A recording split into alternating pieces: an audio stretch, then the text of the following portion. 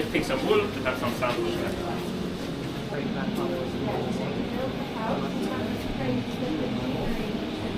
No, I know, but that seems crazy. Oh, you didn't do that? It just seems crazy. Yeah. Yeah, I started a little bit outside to tell about the history. So, the factory was founded by my great-granddad in 1898.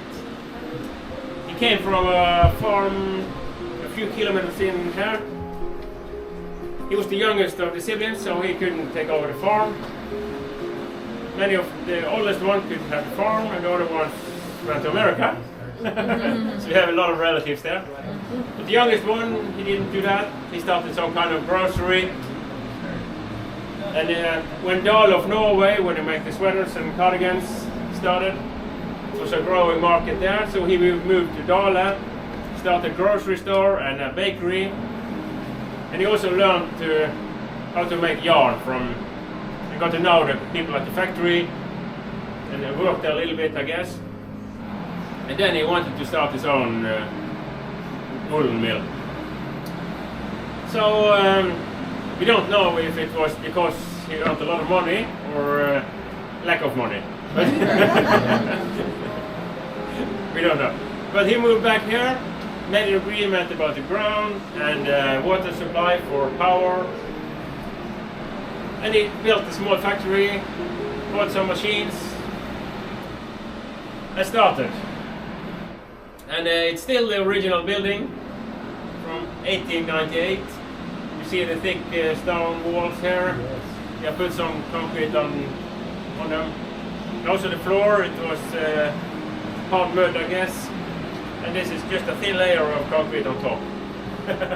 You see it's going like this. And, yeah. About the wool, we use only Norwegian wool, so it's very local wool. There's a place in Førde, just like 2 hours drive from here. All the wool from the area are sent to Førde. They class it for first class, second class grades, and then different types of wool. Like this one is the Norwegian white, we call it. It's a breed for both wool and meat. So it's a mix from different Norwegian breeds that we have from long time. This grey wool I have here is, we call it pelt wool. It's very soft and has very nice melange effects. And we make yarn of this. So we then dye on top of it and we get great melange effects. So we had a question here about if we dye the melange brown, grey. But those colors we dye the black and mix with white for the grey and brown for light brown melanges.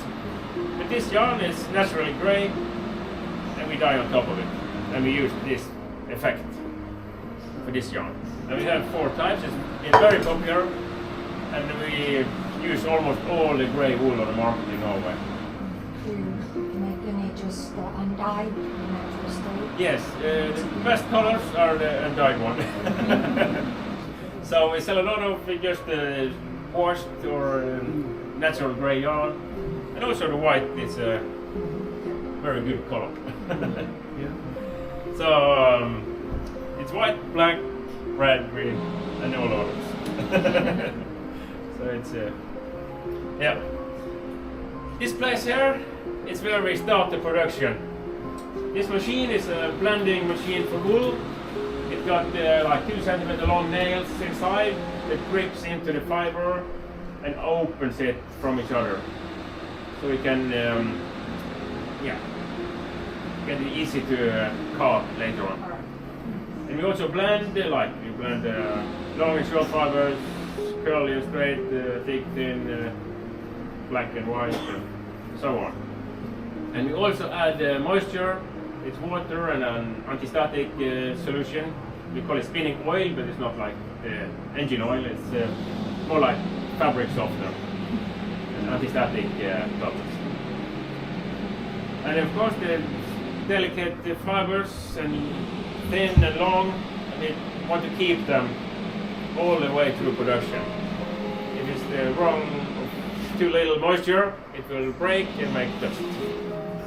So it's a very important step in the production. We have some channels in the floor that we use to lead the wool. We have a fan. It sucks into the channel here, and then it blows it into the machine. At the end of the machine there's another fan blowing it into these chambers. The process is done 3 times. And the 3rd time we lead it over to this, we call it silo, I don't know. Silo, yeah. And we have a big bag on the bottom of it that collects the wool. And then it's ready for lifting up the next floor. And in the start we have like children carrying it up. Like, yeah, we think of it as children today. We started at 13, 14, 15 years old. And yeah, they carried one bag of wool up and down again and collect another one. Today we are this much more modern. We have a chain hoist in the middle of the building here. We lift up the bales and pull them in the door. It's not so many years ago this was out of the building. It was outside. So we had to take it outside in snow or rain or something maybe.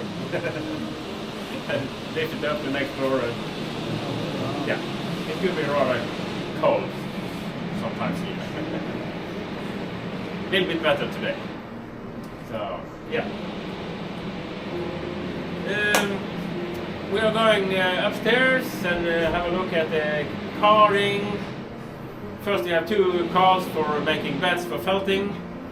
Then we have 2 carding machines for making bobbins with unspun yarn.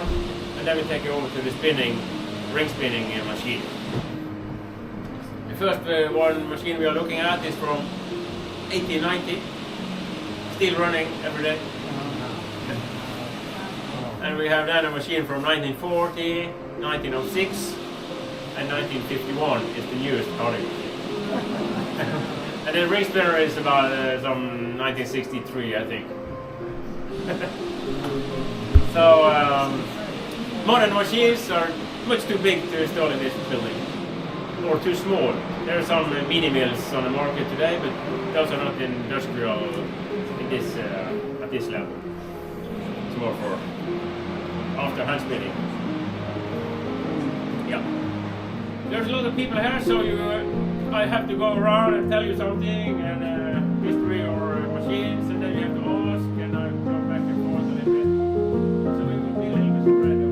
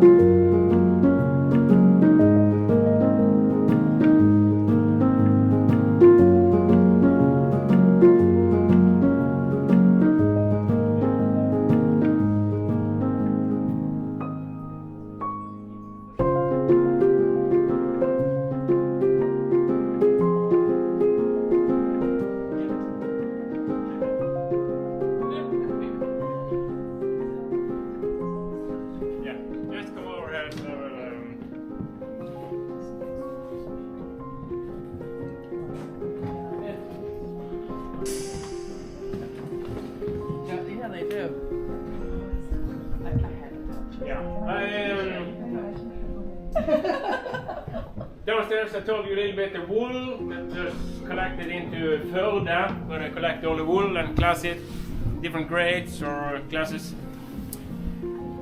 And then they send it to England for scouring. Earlier days we scoured it in Norway, but we had no rinsing on the water, so we just let it out in the fjords. And we want to take care of the fjords, so we shouldn't do that. It was a lot of fat for food for algae and everything.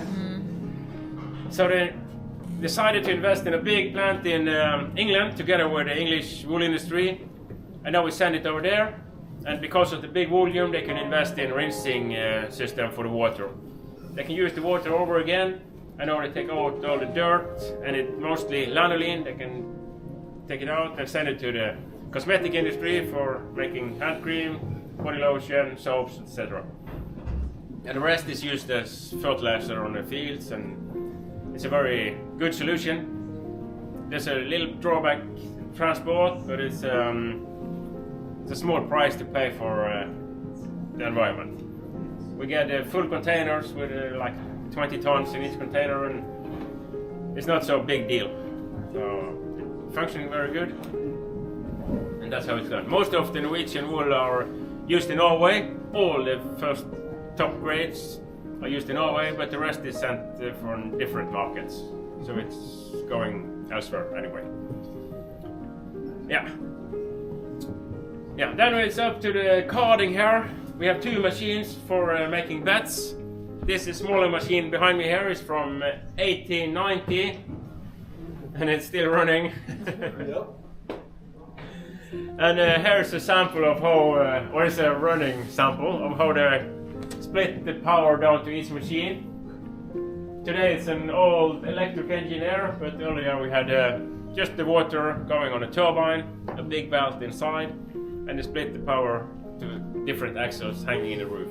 And you still see the bolts further over here, but there have been attachment for the axle hanging.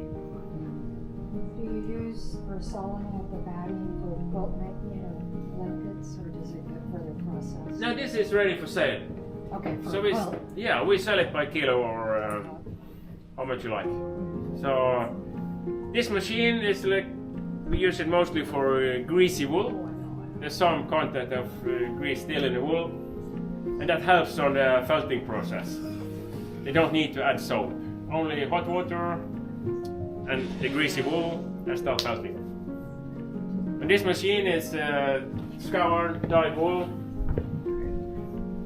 and you need to add soap in addition to the hot water to start the felting. The only reason we do it on this machine is less cleaning on the machine. This small machine is easier to clean, and we can take the greasy wool in it. So, yeah. By greasy, do you mean a lot of lanolin? Yes, we kept the lanolin in the wool, so we use it natural unscoured wool.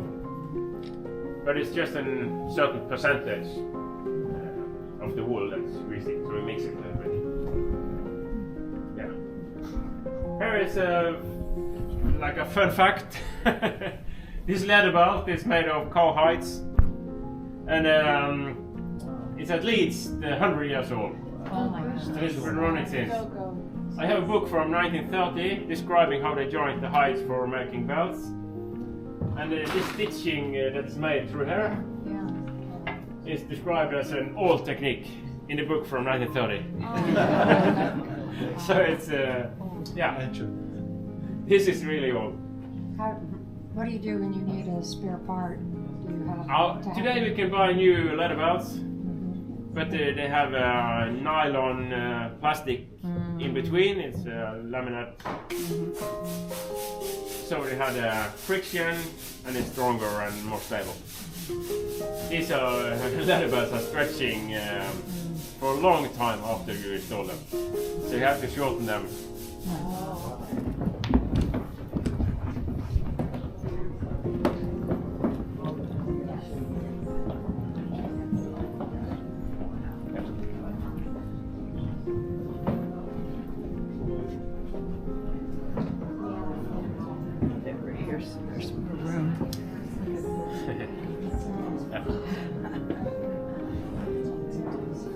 This is, we call it bobbins, and it's unspun yarn ready for spinning. And And this is a melange we make from different dyed colors.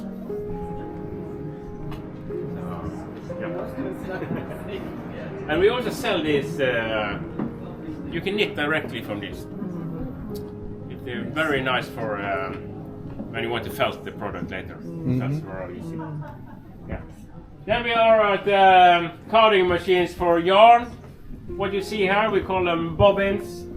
It's unspun yarn. These machines are absolutely similar to the ones over there. The difference is at the end, we just take the wool web, thin one that comes out, and there comes thin leather belts gripping the wool web and tears it like apart and leads some of the thread down to the lower rollers here and some of them up to the upper rollers.